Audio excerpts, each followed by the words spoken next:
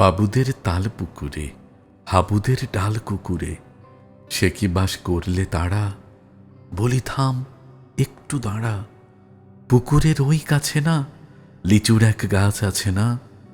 কোথা না আসতে গিয়ে ইয়া বড় কাস্তে নিয়ে গাছে গোজেই চড়েছি, ছোট এক ডাল ধরেছি। ও বাবা মরাত করে পড়েছি সরাত জোরে। পড়বে পর মালির ঘাড়েই, সে ছিল গাছের আড়েই। বেটা ভাই বড় নচ্ছার, ধুমাধুম গোটা দুচ্চার।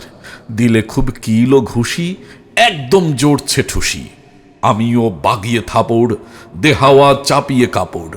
লাফিয়ে ডিংনু দেয়াল, দেখি এক ভিটরে শেয়াল।